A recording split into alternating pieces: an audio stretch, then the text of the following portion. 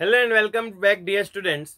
आज हम आपके सामने लेके आए हैं क्लास 11 काइनेमेटिक्स का and this is lecture number 4।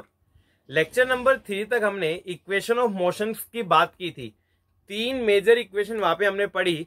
v बराबर u plus A T, s बराबर U T plus half A T square and v square minus you square बराबर 2as। याद रखिए ये इक्वेशन आप तभी अप्लाई कर सकते हैं जब आपका एक्सेलरेशन क्या रहे, हमेशा कांस्टेंट। अगर आपका एक्सेलरेशन कांस्टेंट है तो आप ये तीन इक्वेशन आराम से अप्लाई कर सकते हैं। उसी से एसोसिएटेड एक टॉपिक है जो आज हम डिस्कस करने जा रहे हैं। वेरी इंपॉर्टेंट डियर स्टूडेंट्स, बहुत बार एग्जाम में इनसे सवाल पूछे गए हैं। देखिए टॉपिक है अपना फ्री फॉल या motion near the earth surface, है ना। हम आज पढ़ेंगे फ्री फॉल या motion near the earth surface. दोनों चीजों का क्या मतलब है वो मैं आपको समझा देता हूं, है ना। देखिए कॉन्सेप्ट क्या है, अगर कोई पार्टिकल है ना, और वो एक्सटर्नल चीजों से फ्री है, मतलब उस पार्टिकल को किसने पकड़ के नहीं रख रखा, उस पर कोई फोर्स नहीं लगा रहा, उस पर कोई कुछ नहीं कर रहा, वो बिल्कुल फ्री है और अर्थ के आसपास मोशन करता है। दो बातें, अगर कोई पार्टिकल बिल्कुल फ्री है, किसी ने उसको होल्ड नहीं कर रखा, किसी ने उसको कोई फोर्स नहीं लगा रखा, और वो अर्थ के आसपास मोशन करता है, तो उसका एक्सेलरेशन हमेशा कांस्टेंट रहता है। मेन बात, उसका एक्सेलरेशन हमेशा कांस्टेंट रहता है और उस एक्सेलरेशन को हम क्या बोलते हैं?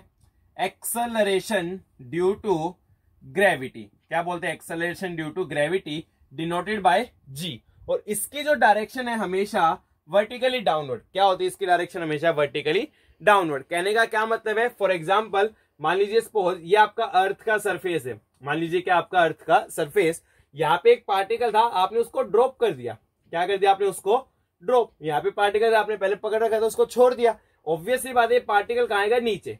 किसी भी टाइम ये नीचे आ रहा है, मान लो ये उसकी पोजीशन है ना।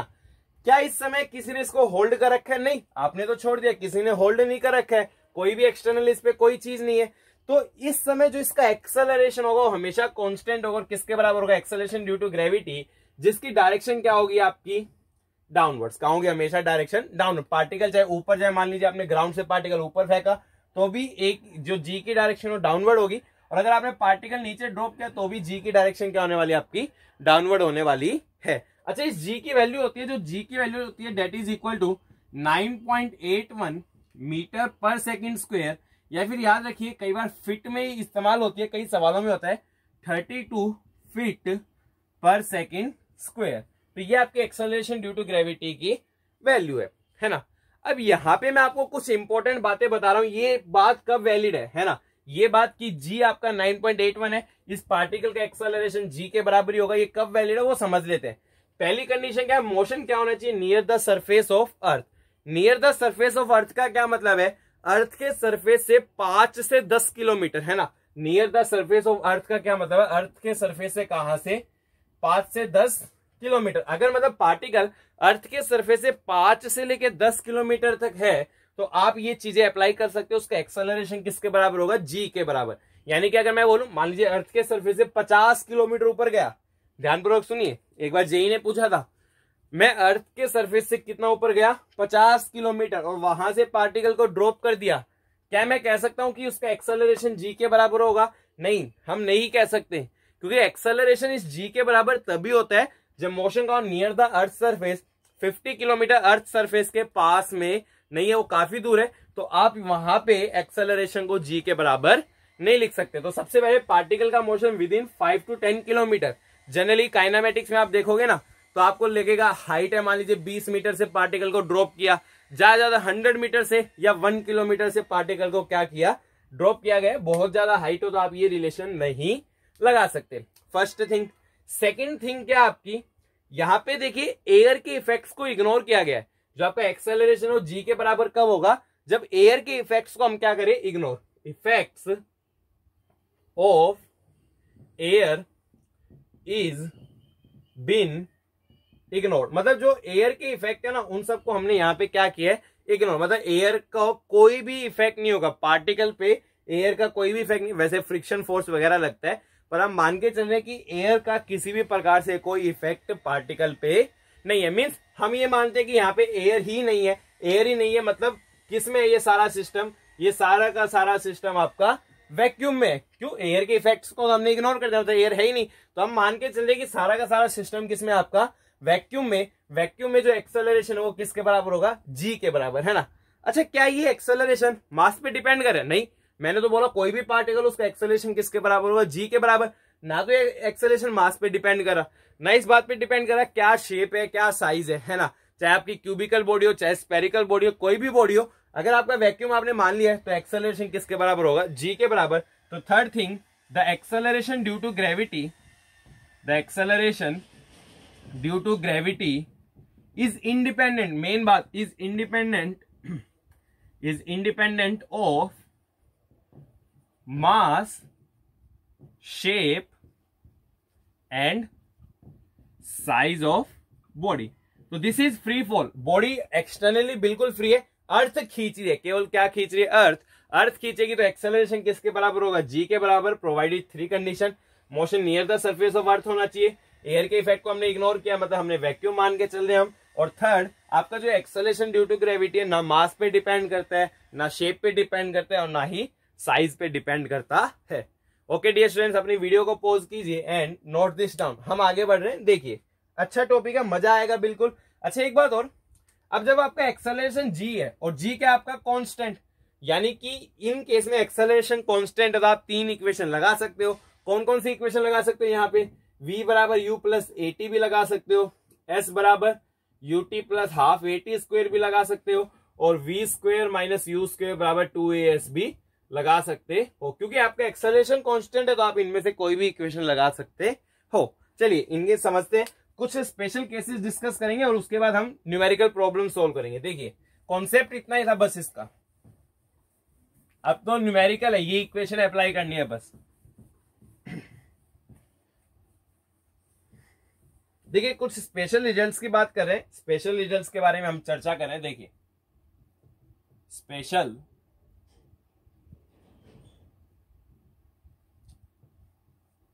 रिजल्ट्स, है ना। मान लीजिए आप अर्थ सरफेस पे खड़े हैं, है ना, मान लीजिए मैं अर्थ सरफेस पे खड़ा हूं, मैंने एक बॉल को थ्रो किया upward, vertically upward. Initial speed क्या थी? यू। कितने की स्पीड से थ्रो किया? With an initial speed you, है ना। तो देखिए मान लीजिए स्पेशल रिजल्ट्स क्या है? A ball is thrown upwards, a ball is thrown upwards with initial speed you.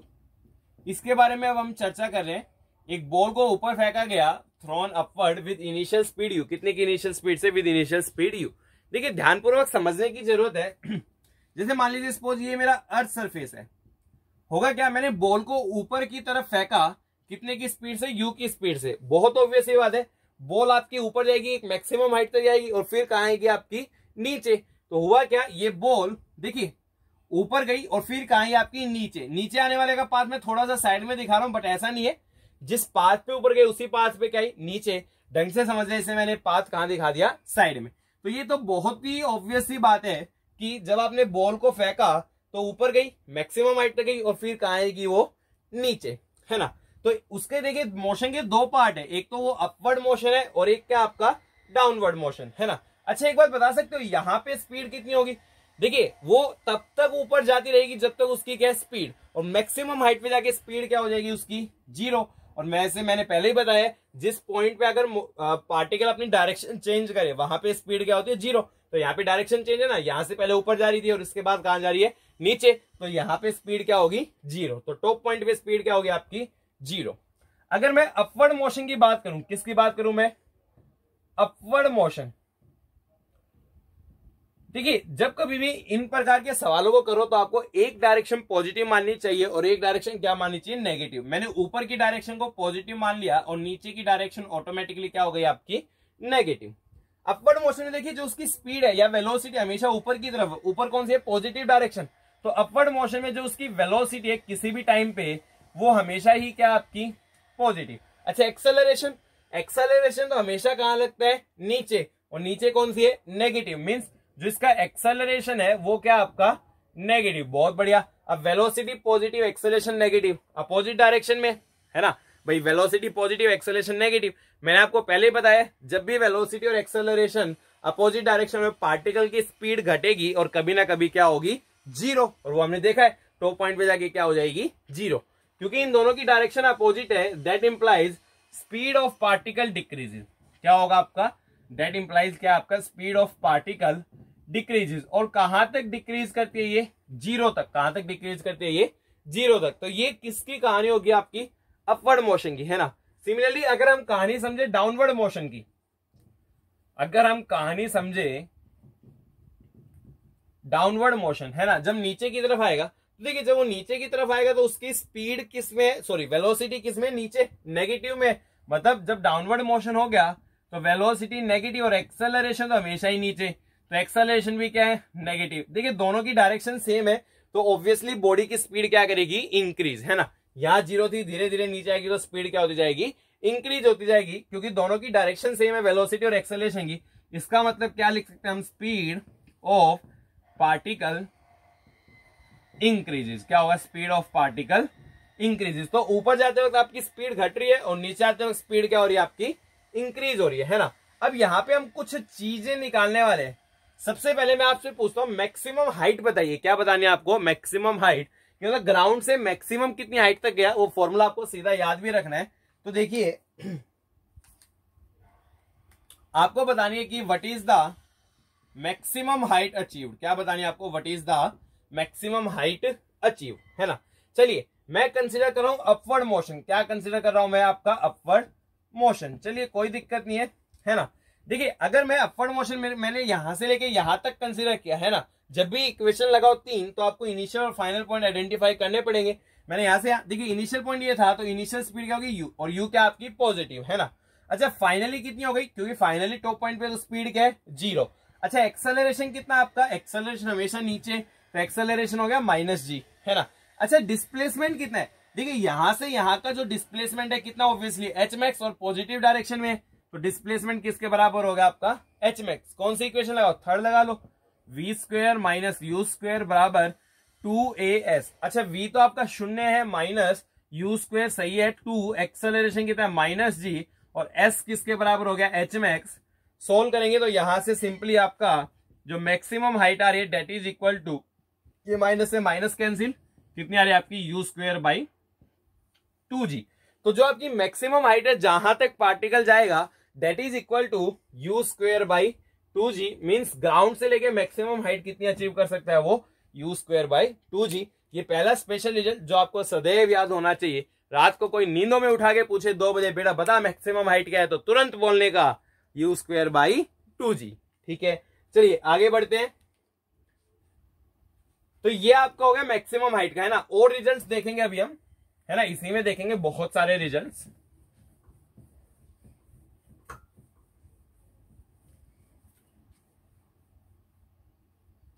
चलिए मैक्सिमम हाइट आ गई, मैं लिख भी देता हूं कि जो मैक्सिमम हाइट है ना that is equal to u square by 2g।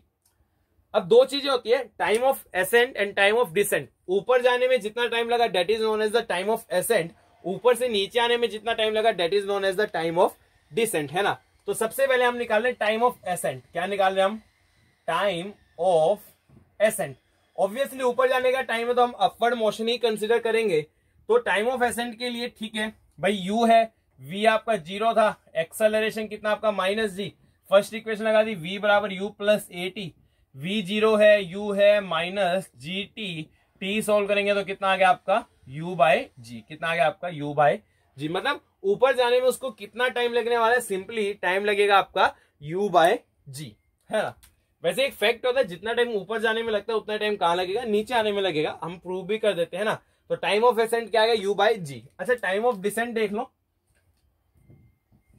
क्या देख लो, टाइम ऑफ डिसेंट, है ना। टाइम ऑफ डिसेंट देखिए ऊपर से नीचे आने का टाइम है। तो देखिए मैं अब क्या कंसीडर करूंगा, अब मैं कंसीडर करूंगा, बहुत ऑब्वियस ही बात है, I will consider the downward motion. क्या कंसीडर करूंगा मैं, डाउनवर्ड मोशन। तो देखिए डाउनवर्ड मोशन मतलब यहां से लेके यहां तक मैंने, तो ये आपका इनिशियल पॉइंट हो गया और ये क्या हो गया फाइनल। ये इनिशियल पॉइंट है तो यहां पे स्पीड क्या थी आपकी 0। ठीक है बहुत बढ़िया। अच्छा इनिशियल से फाइनल इस डायरेक्शन में गया, नेगेटिव डायरेक्शन है, तो डिस्प्लेसमेंट किसके बराबर हो आपका, इक्वल टू hmax, और hmax कितना आपका u square by 2g। But नीचे की तरफ है डिस्प्लेसमेंट, देखिए ये आपने इनिशियल माना, ये फाइनल, इनिशियल से फाइनल का है नीचे की तरफ, नीचे की तरफ नेगेटिव डायरेक्शन, इसलिए मेरे को यहाँ पे क्या लगाना पड़ेगा माइनस, और यहाँ भी क्या लगाना पड़ेगा माइनस। अच्छा एक्सेलरेशन की है, नीचे की तरफ है नेगेटिव है, तो ऑब्वियसली क्या आपका माइनस जी। इक्वेशन लगाई एस बराबर U T plus half A T square, S कितना आपका minus you square by 2g, you तो आपका शून्य है ही, देखिए कंफ्यूज नहीं होना है, ये यू इससे फेंका गया था है ना, और ये यू यहाँ की स्पीड है, ठीक है, तो ये यू क्या आपका 0, हाफ एक्सेलरेशन कितना आपका माइनस जी, और टी स्क्वेयर, दो ने दो को मारा, माइनस में माइनस कैंसिल, तो टी स्क्वेयर कितना आ गया आपका u square by g square, under root ले लो तो टी कितना आ जाएगा आपका यू बाय जी। तो एक बहुत ही शानदार सी बात पता चली कि ऊपर जाने में जितना टाइम लगेगा उतना ही टाइम कहां लगेगा, नीचे आने में। ऊपर जाने में टाइम लगा आपका u बाय जी, ऊपर से नीचे आने में भी टाइम कितना लगा u by g. Time of flight क्या हो गया, टाइम ऑफ फ्लाइट में कितने टाइम एयर में रहा, तो u बाय जी ऊपर जाते वक्त एयर में रहा, और u बाय जी नीचे आते वक्त, तो टोटल कितना रहा आपका 2u बाय जी, कितना रहा 2u बाय जी। तो यहाँ पे एक बात याद रखिए, जो आपका टाइम ऑफ फ्लाइट है, क्या आपका time of flight that is equal to, ऊपर जाने में आपका u बाय जी लगा, नीचे आने में भी आपका u बाय जी लगा, तो टोटल कितना हो गया आपका 2u बाय जी, कितना हो गया आपका 2u बाय जी। तो this is regarding the time of ascent, time of descent and time of flight. u by G ऊपर जाने में, u बाय जी नीचे आने में, और 2u बाय जी टोटल। देखिए आपको ये फॉर्मूला याद रखना है, क्योंकि इसके बाद जब मैं एग्जांपल लूंगा तो सीधे सीधे ये फॉर्मूला पे बेस्ड बहुत सारे सवाल आप आसानी से कर सकोगे। चलिए आगे समझते कुछ और बातें, देखिए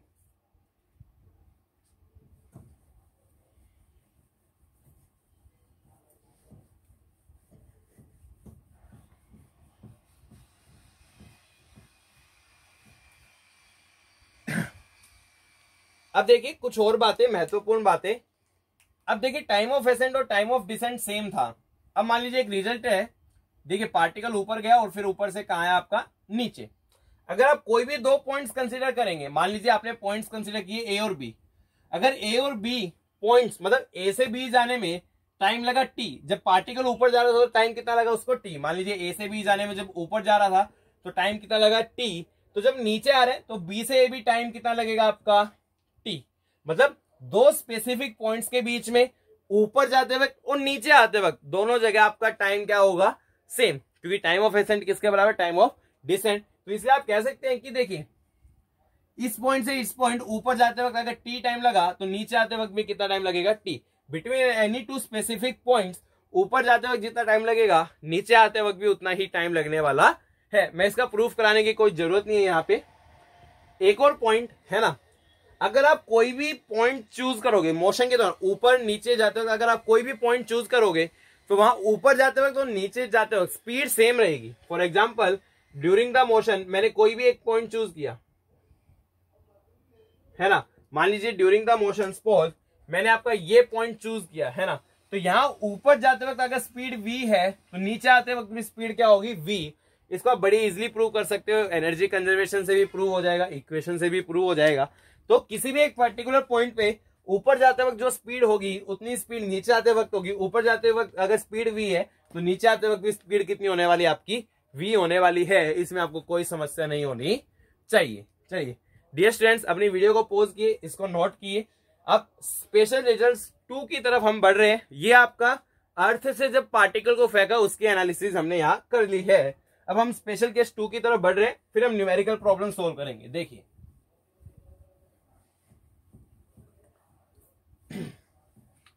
अब स्पेशल रिजल्ट्स 2,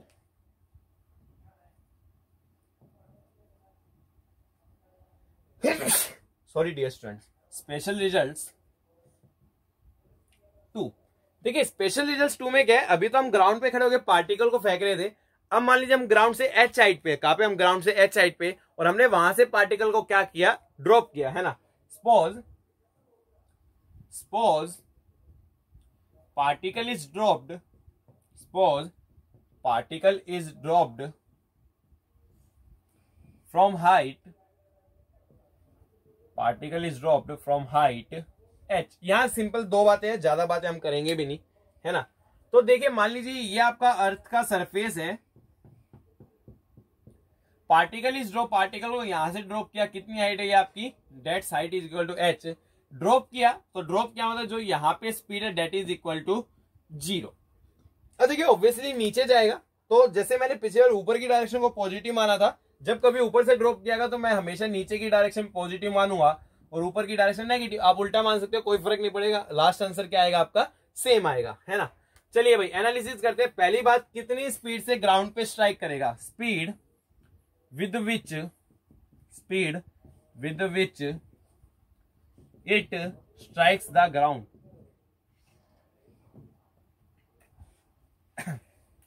क्या आपकी speed with which it strikes the ground, कितनी स्पीड के साथ ग्राउंड को स्ट्राइक करेगा। बहुत आसान है, u आपका 0, एक्सेलरेशन अब नीचे की डायरेक्शन पॉजिटिव है तो कितना आ गया आपका +g। अच्छा डिस्प्लेसमेंट कितना हुआ भाई, यहां नीचे आएगा ना, तो यहां से यहां डिस्प्लेसमेंट h के बराबर पॉजिटिव है तो डिस्प्लेसमेंट हो गया आपका h के बराबर। v निकालना आपको, तो v² - u² बराबर 2as।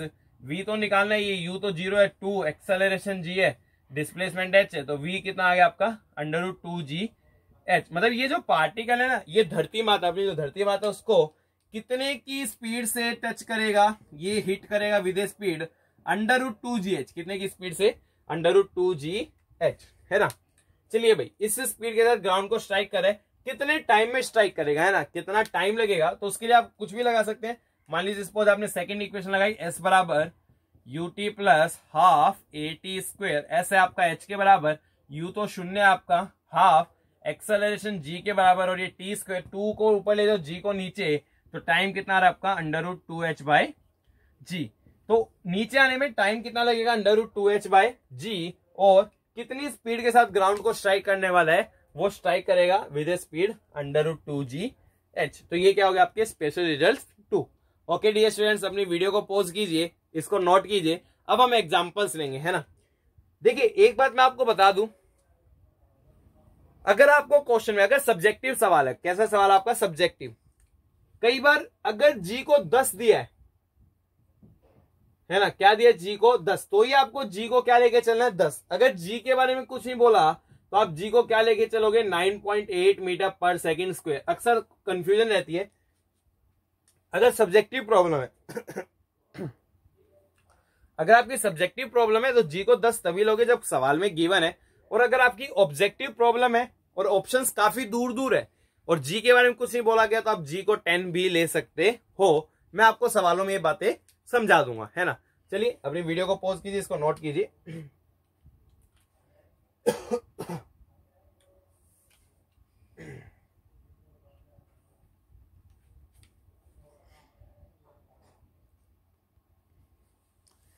चलिए डियर स्टूडेंट्स एग्जाम्पल देखते हैं। देखिए एग्जाम्पल नंबर 1, एग्जाम्पल नंबर 1 क्या है, मान लीजिए a man tosses A ball up with an initial speed of 10 metre per second. ये मान लीजिए ग्राउंड है, तो एक आदमी बॉल को टॉस करता है ऊपर की तरफ, कितनी स्पीड से 10 मीटर/सेकंड।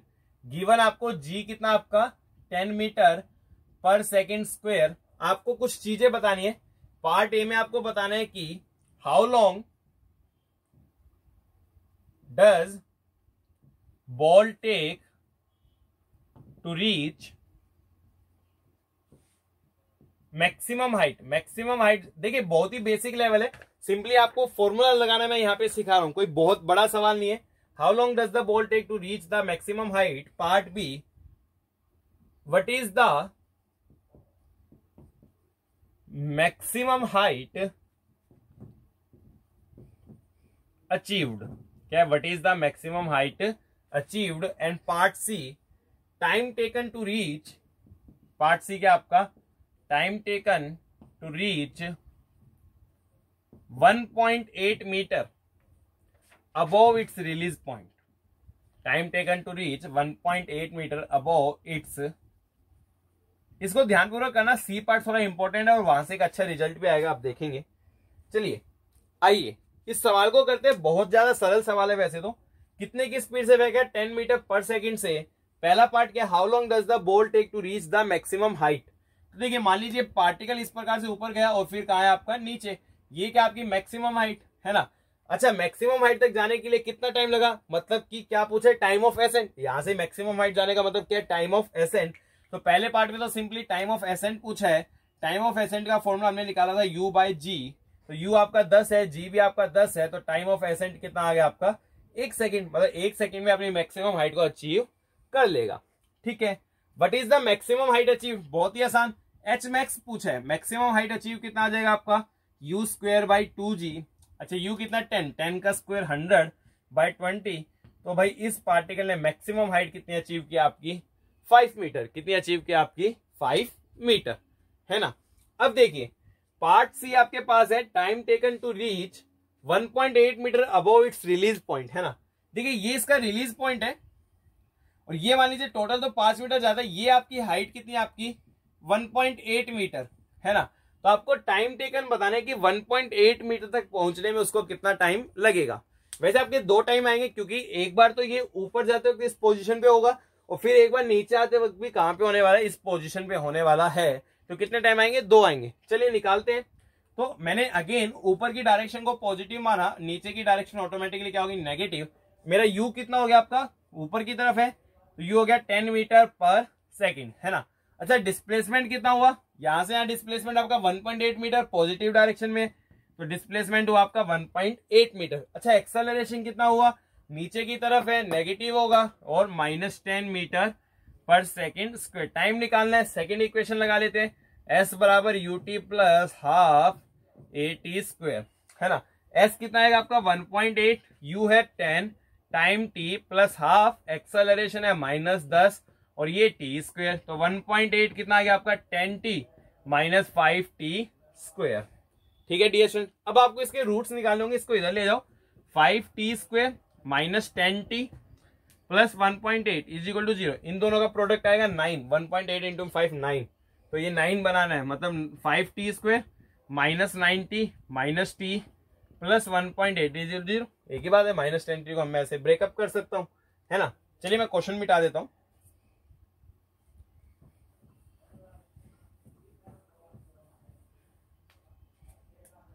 देखिए अब आगे सोल्व कर लेते हैं। तो मैंने क्या किया, यहां से 5t कॉमन ले लिया, क्या बचा t माइनस, अच्छा 9t बनाना है तो क्या लिखा 1.8, क्योंकि 1.8 इंटू में 5 क्या होगा 9, है ना।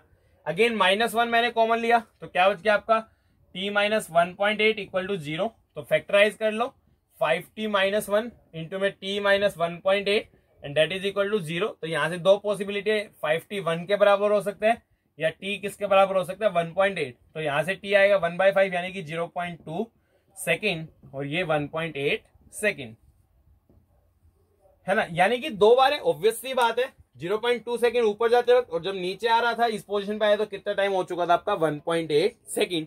तो 1.8 मीटर अचीव करने में उसको टाइम कितना लगेगा 0.2 सेकेंड, है ना।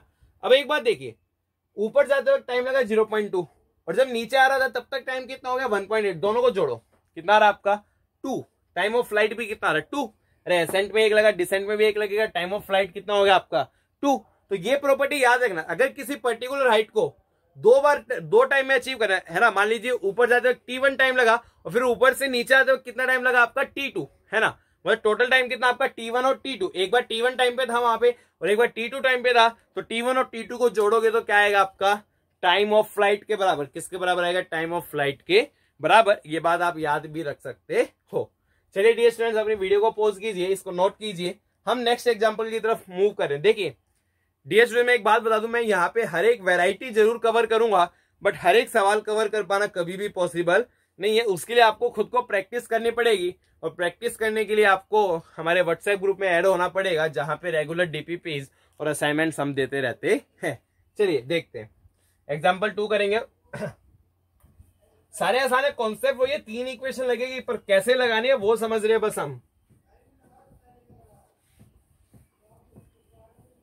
चलिए भाई एग्जाम्पल 2 के बारे में डिस्कशन कर लेते हैं, है ना। मैं देखिए क्वेश्चन देख इसलिए रहा हूं ताकि आसान डाटा मिले और आप सभी उसको आसानी से, आसान सी कैलकुलेशन हो, हम आसानी से उसको सोल्व कर पाए। बना तो मैं कुछ भी दे सकता हूं डाटा, है ना। देखिए एग्जाम्पल 2 की बात करते हैं, है ना। एग्जाम्पल 2 क्या है, देखिए ए पर्सन स्टैंडिंग, एक थोड़ा अच्छा सवाल, ए person standing on top of a 25 meter high, top of a 25 meter high building throws a ball upward, throws a ball upward at a speed of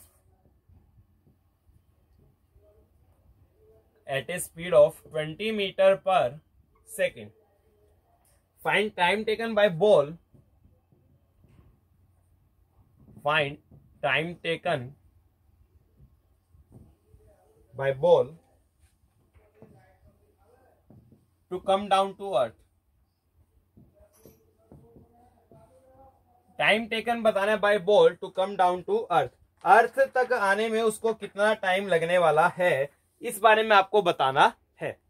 देखिए डियर स्टूडेंट्स, पहला target क्या है कि physics में जब कभी आप सवाल को देखो, सवाल को देख के आपको सबसे पहले डायग्राम बनाना है. अगर आप करेक्टली डायग्राम बना पाए, सारा डाटा करेक्टली लिख पाए, तो आपका 50% क्वेश्चन वहीं पे सोल्व हो जाएगा. अब उसके बाद सिंपली आपको एक चीज सोचनी है कि हाँ मेरे को कौन सा फॉर्मूला अप्लाई करना है. चलिए सवाल पढ़ते हैं. A person standing on top of a 20 metre high building. कहां खड़ा है? 25 मीटर हाई बिल्डिंग पे. थ्रोज ए बॉल अपवर्ड, ऊपर फेंकिए बॉल. कितने की स्पीड से? 20 metre per second. Find time taken by ball to come down to earth. Earth तक आने में कितना टाइम लगने वाला है. तो देखिए मैंने क्या मान लिया, ये मेरा सरफेस ऑफ अर्थ है, ये एक बिल्डिंग है. बिल्डिंग की जो हाइट है वो कितनी है आपकी? 25 मीटर है ना. थ्रोज ए बॉल अपवर्ड, यहां से एक बॉल को अपवर्ड फेंका गया, यहां से एक बॉल को अपवर्ड फेंका गया. कितने की स्पीड फेंका भाई? 20 मीटर पर सेकेंड. देखिए बहुत ऑब्वियस है, कुछ टाइम तक ऊपर जाएगा और फिर कहां आने वाला है? वो नीचे आने वाला है. उसको धरती तक पहुंचने में कितना टाइम लगा, आपको यही बताना है. देखिए कुछ बच्चे क्या करते हैं, मैं आपको शॉर्टेस्ट वे बताऊंगा. वैसे कुछ बच्चे क्या करेंगे, सबसे पहले कहेंगे सर यहां से यहां का टाइम निकाल लो. बिल्कुल सही, आप निकाल सकते हो, कोई दिक्कत नहीं है. u/g टाइम आएगा. कितना टाइम आएगा आपका? u/g ऊपर जाने में टाइम लगा. फिर नीचे का टाइम निकाल लो. वो कहेंगे सर नीचे का भी u/g आएगा. अरे भाई ऐसा नहीं होगा. देखिए u/g और u/g कब होता है? जब धरती से ही फेंका और उसी लेवल पे वापस आया. पहली गलती कई बच्चे क्या सोचेंगे, सर ऊपर जाते वक्त भी टाइम कितना होगा? u/g. नीचे आते वक्त भी u/g. तो टोटल टाइम आप लगा दो ना. आपने सिखाया कितना? 2u/g जब बॉल को ऊपर फेंके. बट ये फॉर्मूला लगाते वक्त आपने एक बात ध्यान रखनी थी कि जिस लेवल से फेंका उसी लेवल पे वापस आए. धरती से फेंका और धरती पे क्या आया? वापस. क्या यहां ऐसा हो रहा है क्या? नहीं, यहां जिस लेवल से फेंका उस लेवल पे वापस नहीं आ रहा. नो डाउट यहां से यहां तक, मतलब ऊपर जाके यहां तक सेम लेवल तक आने में कितना टाइम लगेगा? 2u/g. बट स्टिल उसके बाद ये टाइम क्या होगा आपका? बच जाएगा, है ना. तो ये गलती मत करना कि आप टाइम कितना सोचो. 2u/g क्यों नहीं होगा? क्योंकि 2u/g आप तभी लगा सकते हैं जब जिस लेवल से फेंका उसी लेवल पे बॉल या पार्टिकल वापस आ जाए. बट यहां तो ऐसा नहीं है. हाँ यहां से यहां मतलब ऊपर जाके उसी लेवल तक आने में कितना टाइम लगेगा? 2u/g. बट ये वाला टाइम क्या आपका एक्स्ट्रा, तो आप ये फॉर्मूला यहां पे अप्लाई नहीं कर सकते. चलिए सबसे पहला स्टेप क्या था? पॉजिटिव और नेगेटिव डायरेक्शन आपको माननी है ना. बोले पॉजिटिव और नेगेटिव, तो मैंने क्या किया, जब पार्टिकल ऊपर फेंका तो ऊपर की डायरेक्शन पॉजिटिव और नीचे की डायरेक्शन नेगेटिव, है ना. अगर हम ध्यानपूर्वक सोचें तो ये आपकी इनिशियल पोजीशन है और ये पोजीशन क्या आपकी? फाइनल. चलिए यू बोलिए कितना? यू ऊपर फेंका 20 मीटर पर सेकंड. ऊपर में तो पॉजिटिव डायरेक्शन में, तो यू कितना हो गया आपका? 20 मीटर पर सेकंड, है ना. एक्सेलरेशन लिखिए. एक्सेलरेशन हमेशा नीचे की तरफ, नीचे की डायरेक्शन नेगेटिव है. अच्छा नहीं दिया तो क्या ले, मैं दे देता हूं 10 ही ले लो, है ना. -10 मीटर पर सेकंड स्क्वायर मैं बोल देता हूं. ठीक है. अच्छा डिस्प्लेसमेंट कितना होगा? देखिए ये इनिशियल है फाइनल. इनिशियल और फाइनल के बीच में जो सेपरेशन हो कितना आपका? 25 + 25 या -25, क्योंकि आपको इनिशियल से फाइनल जाना है. इनिशियल से फाइनल का आपका नीचे, तो ये क्या आएगा आपका? -25. मेन गलती ये होती है डियर स्टूडेंट्स, बच्चे इसको क्या लिख देते? +25. क्या लिख देते इसको? +25. +25 लिखो तो ऑटोमेटिकली क्या हो जाएगा आपका? गलत हो जाएगा. उसमें कोई समस्या नहीं है. ठीक है. टाइम निकालना है. सेकेंड इक्वेशन लगा लो. S बराबर ut + ½ at², है ना. तो -25 = 20t + ½ -10t². सोल्व कर लो. -25 = 20t - 5t². 5 से डिवाइड कर लो. -5 = 4t - t². इसको इधर ले जाओ तो t² - 4t - 5 = 0. देखो मैं सीधे फैक्टर लिख रहा हूं. यह आएगा t - 5 इंटू में t + 1. सोल्व करोगे तो टी की वैल्यू एक तो क्या आएगी आपकी 5 सेकंड, और यहां से कितनी आएगी टी की वैल्यू -1 सेकंड। 2 टाइम आ रहे हैं। आप कहोगे sir T is equal to 5 second सही है, ऑब्वियस ही बात है, टाइम कभी नेगेटिव नहीं हो सकता है ना, तो T is equal to 5 second is the correct answer. But मैं आपको -1 सेकंड का सिग्निफिकेंस बताता हूं क्या है। देखिए -1 का मतलब ये नहीं कि टाइम नेगेटिव है। आप गलत सोचते हो कि अगर आप बोलो कि टाइम नेगेटिव, ऐसा नहीं है। देखिए जब आपने बॉल फेंके, आपने स्टॉप वॉच स्टार्ट की होगी अपनी, है ना भाई, जैसे आपने यहां से बॉल फेंके, आपने स्टॉप वॉच स्टार्ट की, तो -1 का मतलब क्या है, स्टॉप वॉच स्टार्ट करने से 1 सेकंड पहले। -1 का क्या मतलब है, स्टॉप वॉच स्टार्ट करने से 1 सेकंड पहले, है ना। 1 सेकंड पहले वैसे कुछ है नहीं, पर हाइपोथेटिकल सिचुएशन है ना। तो यहां पे आपको आंसर कितना लगा 5 सेकंड, बट आपको -1 सेकंड का भी सिग्निफिकेंस समझ में आना चाहिए। ठीक है डियर स्टूडेंट्स, अपनी वीडियो को पॉज कीजिए एंड नोट दिस डाउन। चलिए अब हम नेक्स्ट क्वेश्चन की तरफ बढ़ेंगे। एक अच्छा सवाल, यहाँ पे आपका ये एस जो है -25 मीटर, है ना। चलिए एग्जाम्पल 3 की तरफ बढ़ते हैं।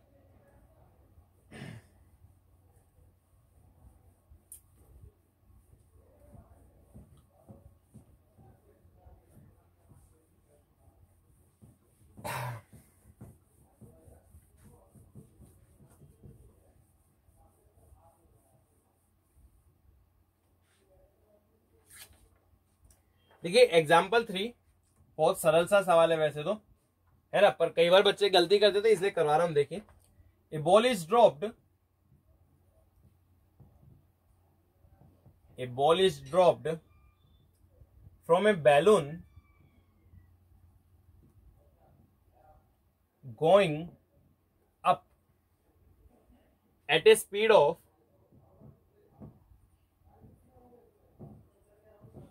7 meters per second. If balloon was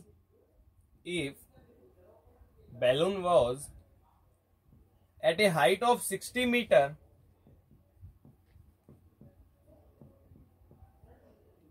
at time of dropping the ball,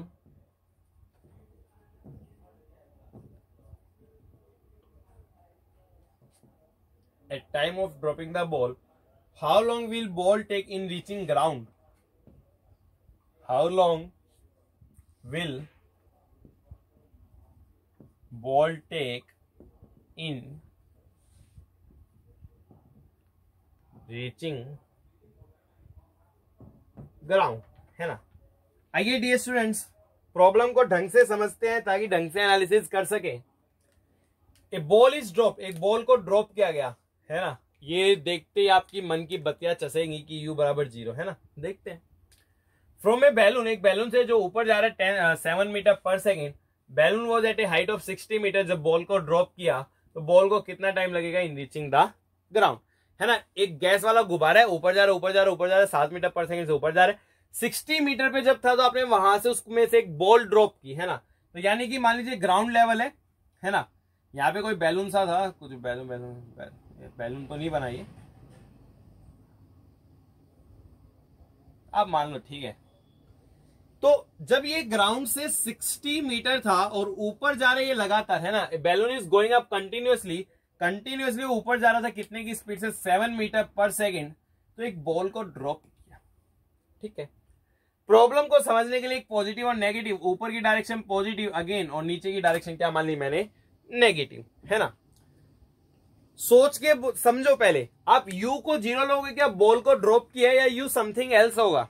देखिए आपकी बॉल बैलून में रखी है, बैलून अगर 7 मीटर पर सेकंड से ऊपर जा रहा है तो बॉल भी तो ऊपर जा रही है ना। अरे बैलून के अंदर ही तो रखी है।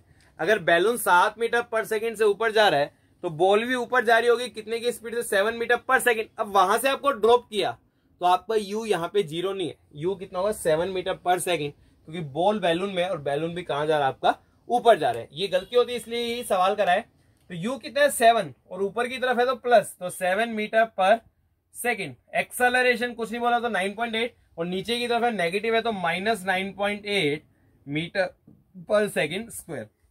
अच्छा डिस्प्लेसमेंट यहां से यहां तो 60 मीटर होगा और नीचे की तरफ आ रही है, नीचे नेगेटिव है तो डिस्प्लेसमेंट क्या होगा -60 मीटर। अगेन टाइम निकालने तो सेकेंड इक्वेशन लगा लो, कुछ नहीं है, s बराबर ut plus half at square. s कितना आपका -60, ut मतलब 70 प्लस हाफ एक्सेलरेशन की तो हो गया -9.8 टी स्क्वायर, सोल्व कर लो -60 बराबर 70 - 4.9 टी स्क्वायर, इसको इधर ले जाओ तो क्या आएगा 4.9 टी स्क्वायर -70 - 60 बराबर 0। अब आप इसके सिंपली रूट नहीं निकाल सकते, आपको जनरल फॉर्मूला लगाना पड़ेगा। आपको याद होगा कि क्वाड्रेटिक इक्वेशन को सोल्व करने के लिए जनरल फॉर्मूला होता है -b plus minus √b square -4ac divided by 2a, है ना। ये b क्या होता है, t का जो कोफिशिएंट है डेट इज b, मतलब t का कोफिशिएंट -7 है तो यहाँ b कितना हो गया आपका -7। a क्या होता है t स्क्वायर का कोफिशिएंट, तो a कितना हो गया 4.9 और c होती है constant term that is equal to -60। ये पुट करेंगे तो आपको क्या मिलेगा, टाइम आंसर आएगा लगभग 4.3 सेकंड। कितना आएगा, लगभग 4.3। ये आप सोल्व कर सकते हो, उसमें कोई समस्या नहीं है। मेन आपको ये कॉन्सेप्ट समझना था, u यहाँ पे 0 नहीं है, -7 नहीं है, यहाँ पे u कितनी है आपकी +7। ये कॉन्सेप्ट समझना अनिवार्य था, इसलिए ये सवाल लिया गया है। ओके डियर स्टूडेंट, अपनी वीडियो को पॉज कीजिए एंड नोट दिस डाउन। अब हम नेक्स्ट क्वेश्चन की तरफ बढ़ेंगे।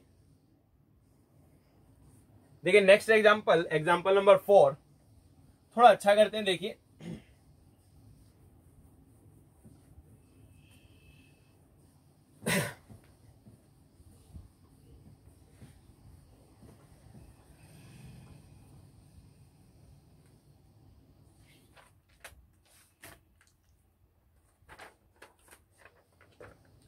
देखिए एग्जाम्पल नंबर 4 क्या कहते हैं क्वेश्चन, सम मिल्क ड्रॉप्स, साथ में क्वेश्चन नोट कीजिए और समझिए। Some milk drops fall at regular interval from a leakage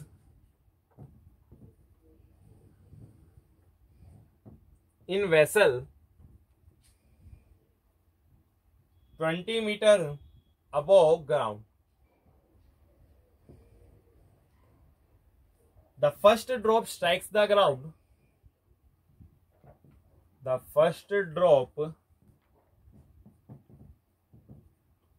strikes the ground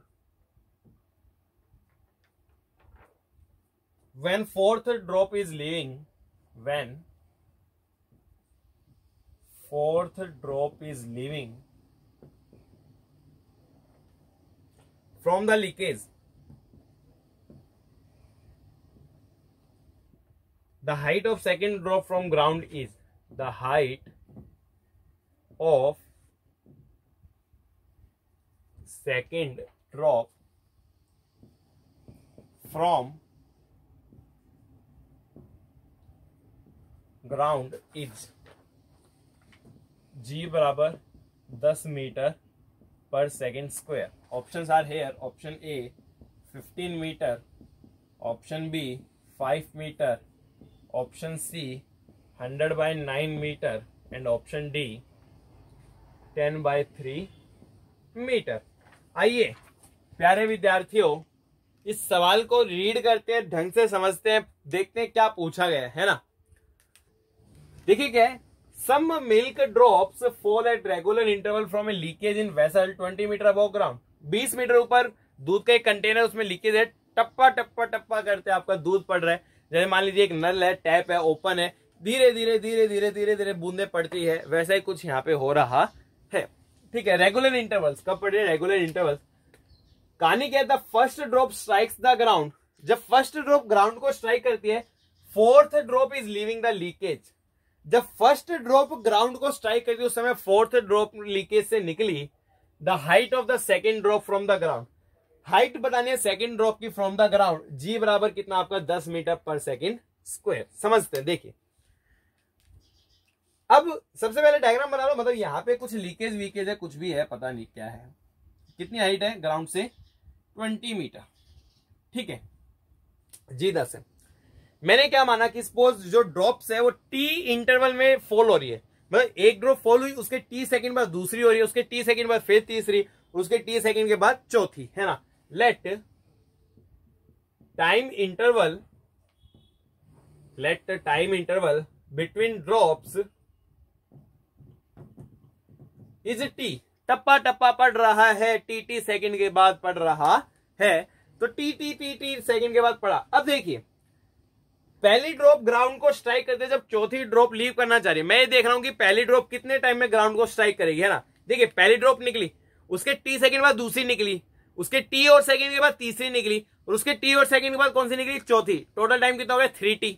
फिर से सुनिए, पहली ड्रॉप निकल गई, टी सेकंड के बाद दूसरी निकली, टी और सेकंड के बाद तीसरी निकली, और टी और सेकंड के बाद चौथी। टोटल टाइम कितना हो गया, 3t। कितना हो गया, 3t। मतलब हमारी कैलकुलेशन से time taken by first drop to strike ground, time taken by first drop to strike ground, वो कितना रहा आपका, 3t। अच्छा 3t, अब फॉर्मूला क्या होता है, अगर यहां से कोई चीज ड्रॉप हुई h हाइट से तो उसको ग्राउंड में आने में कितना टाइम लगता है, √2h/g, स्पेशल रिजल्ट्स 2 में, है ना। यहां से सोल्व कर लो, h आपका 20 है तो ये हो गया 40/g 10, 4 रूट आ गया 2, यानी यहां से t कितना रहा आपका 2/3 सेकेंड्स। कितना रहा t आपका 2/3 सेकेंड्स, है ना।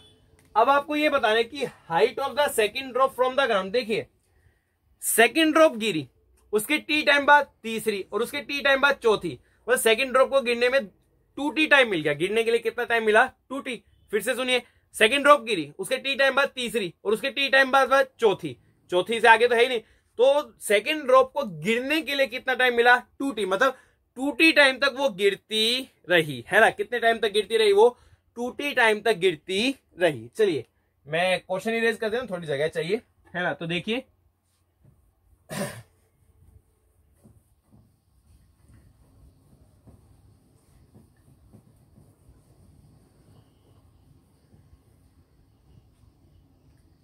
तो यहां पे हम क्या लिख रहे हैं, टाइम फॉर विच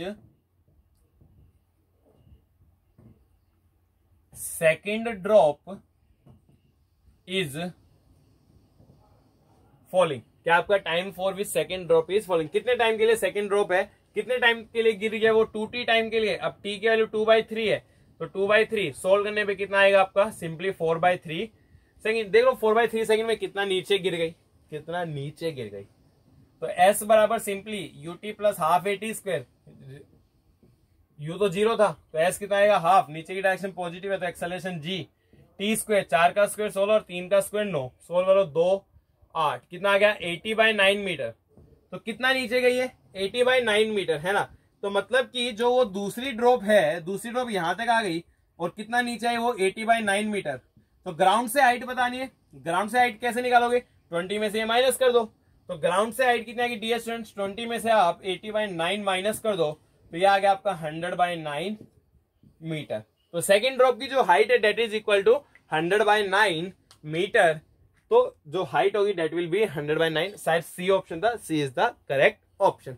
तो इस प्रकार से अब नल से बूंदे टपक रही है, वो सवाल भी इस कैटेगरी में आ रहे। इस कैटेगरी का बहुत सारे सवाल है पर कॉन्सेप्ट क्या रहने वाला आपका, सेम रहने वाला है। डियर स्टूडेंट्स अपनी वीडियो को पॉज कीजिए एंड नोट दिस डाउन। चलिए आगे बढ़ते हैं।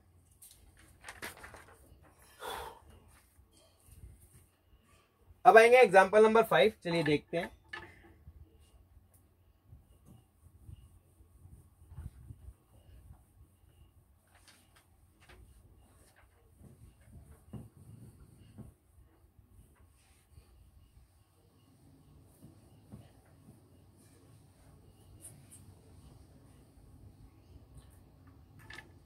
आइए प्यारे विद्यार्थियों एग्जाम्पल नंबर 5 समझते हैं।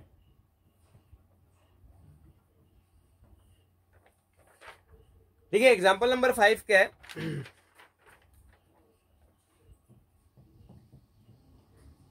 ए parachutist after bailing out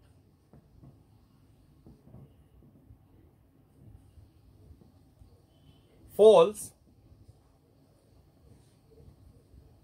50 meter without friction. When parachute opens,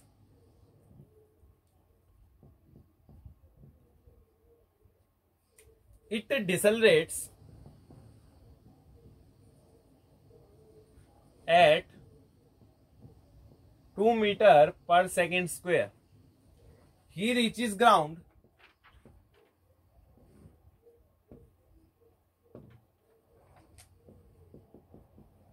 with a speed of 3 meter per second. At what height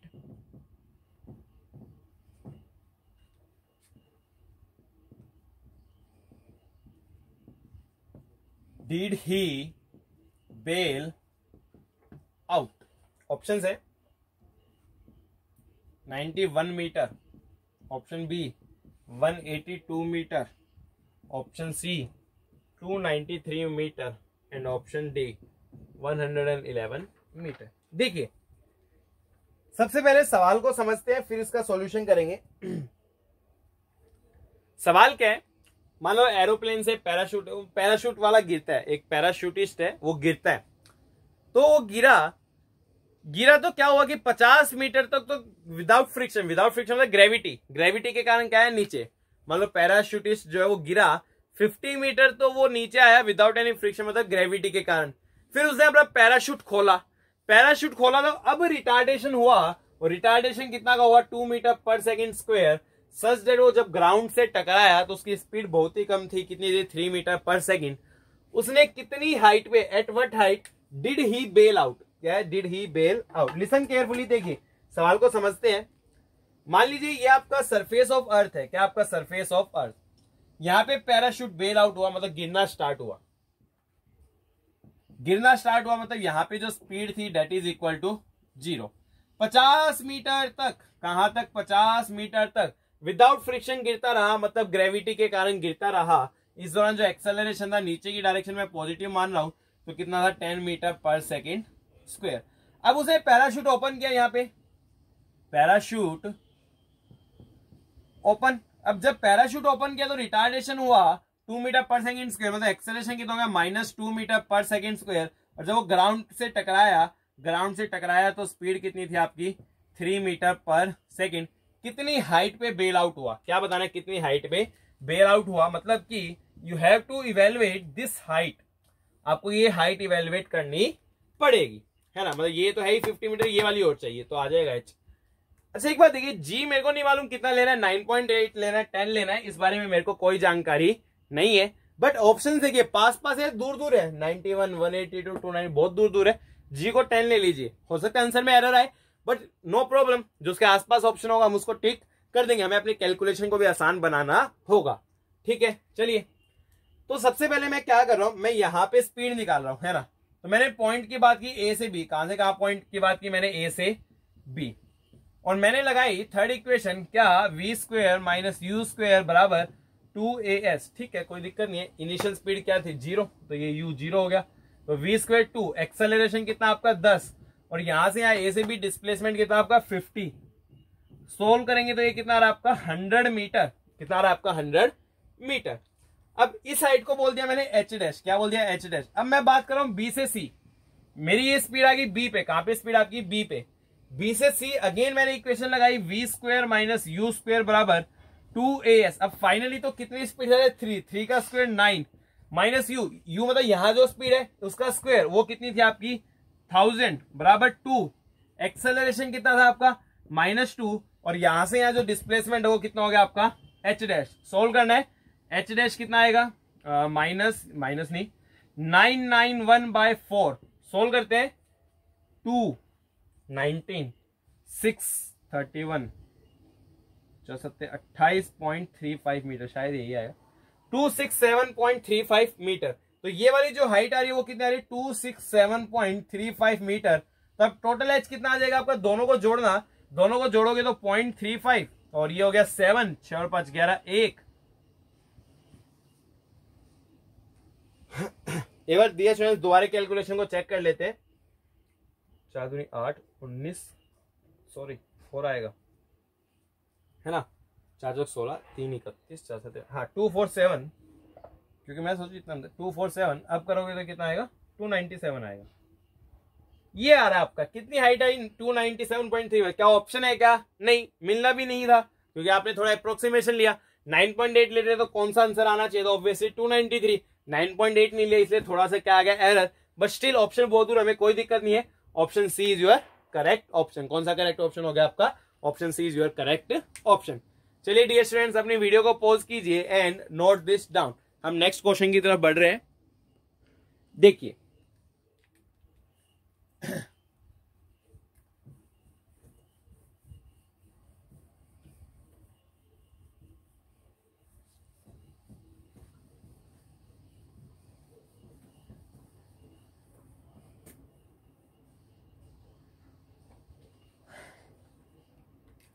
dear student, next question is example number 6।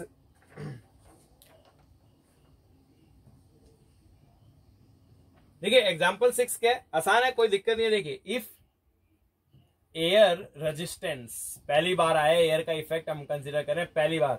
If air resistance is present then acceleration due to air resistance is opposite to instantaneous velocity, opposite to instantaneous velocity। ठीक है, a ball is projected upward, a ball is projected upward with initial velocity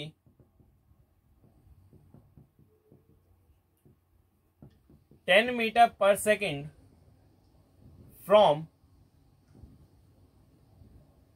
ground, है ना, 10 meter per second from ground।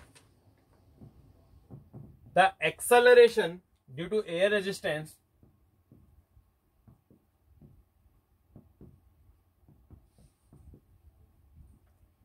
is 2 metre per second square. G है आपका 10। Find time of ascent and time of decent.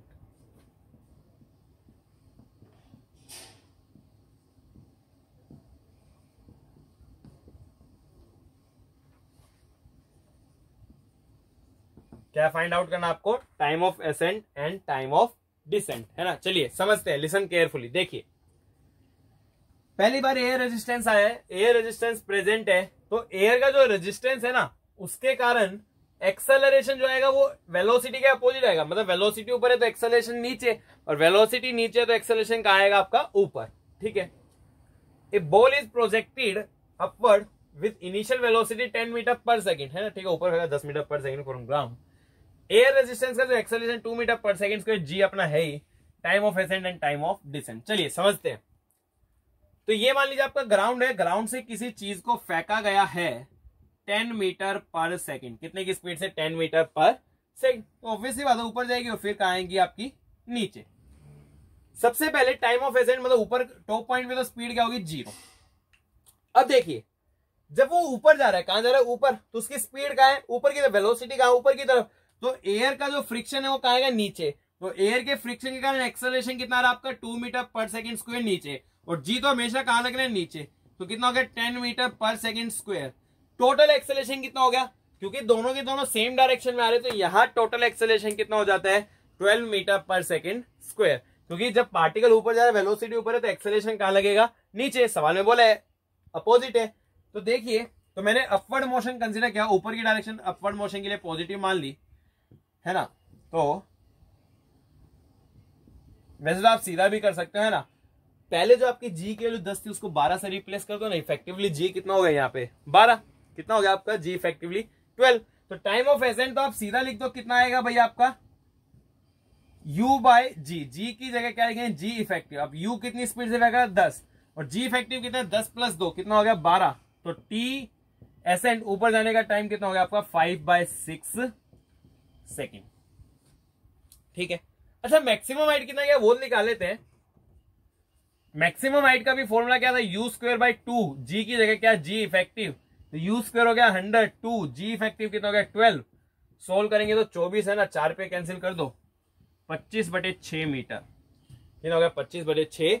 तो maximum height, जो height उसने achieve की है, that is equal to 25/6 metre, है ना। अब नीचे आने में कितना टाइम लगेगा? तो आप ये मान लो कि नीचे आने वक्त का जी निकालो पहले, तो कितना होगा? तो तो जब नीचे आ रहा होगा तो जी तो आपका नीचे लगेगा हमेशा, पर जब वो नीचे आ रहा है तो एयर का फ्रिक्शन कहां लगेगा, ऊपर। तो ये ए कहां लगा, ऊपर 2 मीटर पर सेकेंड स्क्वायर, और जी तो आपका नीचे है ही 10 metre per second square. Effective कितना हो गया, जोड़ेंगे या घटाएंगे, अपोजिट डायरेक्शन में घटाएंगे, तो कितना हो गया इफेक्टिव आपका 8 मीटर पर सेकेंड स्क्वायर। कितना हो गया आपका 8 मीटर पर सेकेंड स्क्वायर। तो अब जी आ गया, और कितनी हाइट से गिर रहे हैं, 25/6। डाउनवर्ड मोशन कंसिडर कीजिए। Time to strike the earth formula बताया था √2h/g, क्या आएगा √2h/g, है ना। तो देखिए √2h/g, तो √2g इफेक्टिव लेंगे यहाँ, 2h कितनी हाइट से गिरा, 25/6, तो ये आ गया 25/6, और g इफेक्टिव कितना आएगा 8। सोल्व करना है बस, 2 3 24, कितना आ गया √25/24 सेकेंड, है ना। आप सोच रहे हो सर u/g क्यों नहीं लगाया, है ना, ऊपर जाते हो u/g, नीचे भी u/g।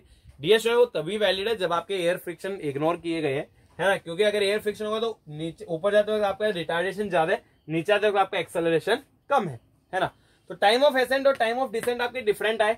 टाइम ऑफ एसेंट है आपका 5/6 सेकेंड, और टाइम ऑफ डिसेंट कितना है √25/24। कौन ज्यादा है, ये 1 से कम ऑब्वियसली, और ये 1 से क्या है ज्यादा, मतलब टाइम ऑफ डिसेंट हमेशा ज्यादा होता है as compare to time of ascent. तो अगर आपने एयर फ्रिक्शन कंसिडर किया है तो टाइम ऑफ डिसेंट आपका श्योरली ज्यादा होगा as compare to time of ascent. तो ये सवाल इस चीज को भी प्रूव कर रहा है। ओके डियर स्टूडेंट्स, अपनी वीडियो को पॉज कीजिए एंड नोट दिस डाउन। देखिए शायद वीडियो थोड़ी बड़ी बन रही है, क्योंकि बहुत सारे एग्जाम्पल है ना, 2-3 एग्जाम्पल्स और लेंगे, वो आप इजिली कर भी पाएंगे, है ना। चलिए अपनी वीडियो को पॉज कीजिए, इसको नोट कीजिए।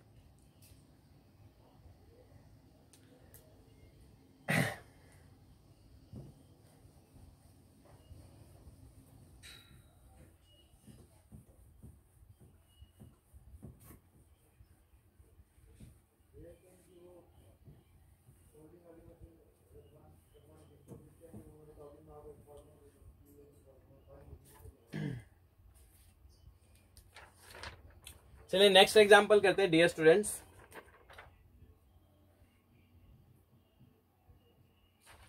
देखिए नेक्स्ट एग्जांपल क्या है, listen carefully.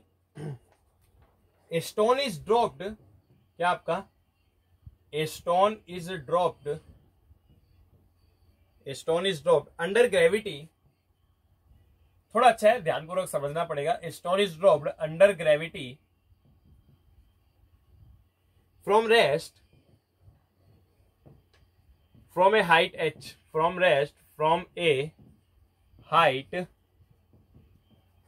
h, and it travels a distance to 18 meter in last second, and it travels a distance 18 meter in last second। क्या फाइंड आउट करना है, find time taken to reach ground, find time taken to reach ground and H. Ground आने में कितना time लगा और H की value कितनी होगी, ये आपको फाइंड आउट करना है। चलिए डियर स्टूडेंट्स समझते हैं ये सवाल कैसे होगा।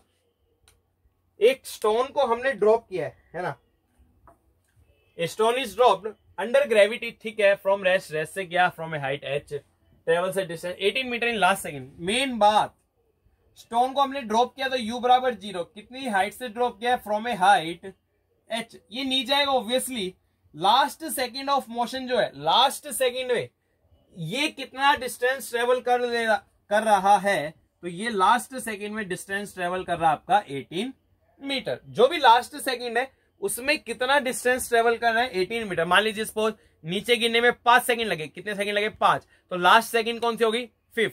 नीचे गिरने में 10 सेकंड लगे तो लास्ट सेकंड कौन सी होगी 10। नीचे गिरने में कितने सेकंड लगे, √2h/g, यही लगते हैं, तो लास्ट सेकंड कौन सी हो गई √2h/g। इसको मैंने बोला nth सेकंड, है ना। ऑब्वियसली बात है, 5 सेकंड नीचे गिरने में लगे तो लास्ट सेकंड 5, 10 सेकंड नीचे गिरने में लगे तो लास्ट सेकंड 10, और √2h/g सेकंड नीचे गिरने में लगे तो लास्ट सेकंड कौन सी होगी √2h/g। अब किसी लास्ट सेकंड में, किसी पर्टिकुलर सेकंड में कितना डिस्प्लेसमेंट होता है उसका फॉर्मूला हम जानते हैं, u + a/2 इंटू में 2n - 1, ठीक है। ये कितना है nth सेकंड में डिस्टेंस आपका 18, बहुत बढ़िया। यू रेस्ट से रिलीज किया तो 0, एक्सेलरेशन g के बराबर है तो 10/2, 2n कितना आपका √2h/g -1, है ना। सोल्व कर लो, कुछ नहीं है इसमें। देखिए 18, ये आ गया 5, 2 √2h/g -1, इसको इधर ले जाओ तो 18/5 और 1 इधर आएगा तो 23/5 हो गया ये, और ये कितना हो गया 2 √2h/g। ठीक है, स्क्वेयरिंग करना तो 23 का स्क्वायर ऊपर, नीचे 5 का स्क्वायर 25, 2 का स्क्वायर 4, इंटू में 2h और g हो गया 10, है ना। कैंसिल करेंगे तो कुछ कैंसिल हो ही रहा होगा, 2 और ये 5 पे, 5 और ये 5 पे, तो ये नीचे 20 आएगा। तो h कितना आ गया आपका 23 स्क्वायर बाई 20, 23 स्क्वायर होता है 529 डिवाइडेड बाई 20। अगर आप सोल्व करेंगे तो ये कितना आएगा आपका 26.45 मीटर। कितना आएगा आपका 26.45 मीटर। मैं ऊपर लिख देता हूं, this is coming to be 26.45 metre. और अब एक बार h आ गया तो h यहां रख दो तो you will get the t। कितना आ जाएगा √2h/g, h कितना रखेंगे 26.45। आप इजीली सोल्व कर सकते हैं। सोल्व कर लेता हूं मैं भी बाय 10 तो आएगा 2652 53.9 बाय 10, एक मिनट सॉरी, ये आएगा √5.29 जो कि कितना होता है आपका 2.3 सेकेंड। तो गिनने में टाइम कितना लगा 2.3 सेकेंड। और कितनी हाइट से फॉल हो रहा है आपका 26.45 मीटर, है ना। देखिए ऐसा नहीं है कि लास्ट सेकंड में मुझे सपोज बोल दिया कि लास्ट की 2 सेकंड में मान लो 30 मीटर है। कितना लास्ट की 2 सेकंड में 30। अब आपको लास्ट की 2 सेकंड में डिस्टेंस निकालो, कैसे निकालोगे। मान लो गिनने में टाइम लगा t, पहले t का डिस्टेंस निकालो और फिर t-2 का निकालो। दोनों को माइनस करोगे तो किसका आ जाएगा लास्ट की 2 सेकंड्स का, है ना। जैसे हमने ये कैसे निकाला था nth में n में से n-1 माइनस किया था। अगर मान लीजिए 2 सेकंड का पूछे तो n में से किसको माइनस करोगे n-2 का। याद कीजिए इसका डेरिवेशन, है ना, इस फॉर्मूले का। n में से n-1 माइनस किया था क्योंकि 1 सेकंड पूछा था। अगर 2 सेकंड होती तो क्या करते हम n में से n-2 माइनस करते। ऐसा सवाल डीपीपी में आपको मिलेगा, आप इजीली उसको सोल्व कर सकते हैं। अब इसमें कुछ आते हैं सुपरमैन टाइप प्रॉब्लम। कौन सी टाइप प्रॉब्लम जो तुम्हें पसंद है, सुपरमैन, बैटमैन, स्पाइडरमैन, व्हाटएवर।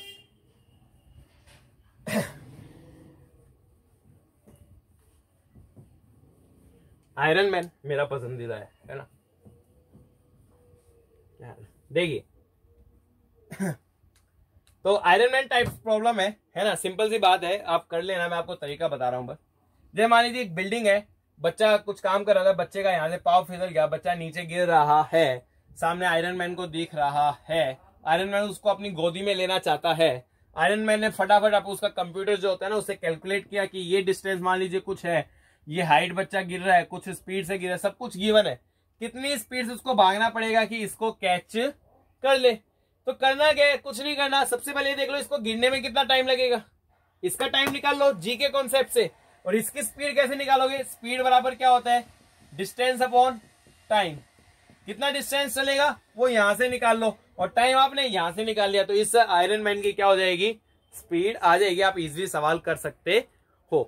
फिर और सवाल होते हैं, जैसे मान लो पेड़ है, क्या है पेड़, और पेड़ के पास से कोई एनसीसी की परेड गुजर रही है, कोई परेड गुजर रही है। मान लो पेड़ की हाइट वाइट दी गई है, ये कितनी स्पीड से आगे बढ़ रहे हैं, ये सब कुछ दिया गया है। पेड़ से एक बेरी गिरती है, HC1 में सवाल है एक्चुअली। पेड़ से एक बेरी गिरती है, बताओ कौन से शोल्डर पे हिट करेगी। अरे तो बहुत ही आसान है ना, देख लो कितने टाइम में गिर रही है, उतने टाइम में कौन सा शोल्डर उसके नीचे आएगा वो देख लो, तो उस शोल्डर को वो हिट करने वाली है। इसमें आपको कोई समस्या नहीं होनी चाहिए। तो आप इस प्रकार के सवाल इजिली कर सकते हो। फिर आती है जैसे जगलर टाइप प्रॉब्लम, है ना। देखिए मैं हिंट इसलिए दे रहा हूं ताकि आप खुद सोल्व कर सके, है ना। मैं हिंट दे रहा हूं, ये डीपीपी के सवाल है सारे, है ना। देखिए जगलर टाइप प्रॉब्लम है। जगलर, अरे वो जादू वाला, वो जादू नहीं, जोकर वो सर्कस में होता है ना, ऐसे ऐसे चीजों को घुमाता है, बहुत सारी चीजें होती है, बहुत सारी चीजें होती है ना। तो उसमें क्या होता है कि आपको ये देखना है कि कितने टाइम बाद वो चीजों को फेंकता है ना। वो आप इजीली निकाल सकते हो। सपोज मैंने बोला कि मान लीजिए उसने किसी बॉल को फेंका, जब मान लो चार बॉल से खेल रहे, कितने बॉल से खेल रहा है वो 4 बॉल से खेल रहा है। कितनी बॉल हवा में है, किसी भी टाइम में हवा में 4 बॉल है, एक उसके हाथ में, टोटल बॉल कितनी हो गई 5, है ना। तो सपोज मैंने उसको बोला कि मान लीजिए उसने बॉल को ऊपर फेंका कितने की स्पीड से, 20 मीटर पर सेकंड, है ना। तो टाइम ऑफ फ्लाइट निकालो कितना आएगा, 2u/g। तो 2u है 20, g है 10, कितना आएगा आपका 4 सेकंड। तो हवा में कितने टाइम रहेगी, 4 सेकंड है। कोई बॉल उसने 20 मीटर पर सेकंड से फेंकी, हवा में कितने टाइम रहेगी, 4 सेकंड। उसने फेंकी, 1 सेकंड बाद एक और फेंक दी, 2 सेकंड बाद एक और फेंक दी, 3 सेकंड बाद एक और फेंक दी, और 4 सेकंड बाद एक और फेंक दी। इतने में वो पहली वाली बॉल कहां गई, उसके हाथ में। तो हवा में कितनी बॉल्स हो गई, 4। अब आप प्रॉब्लम सोल्व कर सकते हो। ये this was a hint, this question is being added in the DPP, आप वहां से सोल्व कीजिए।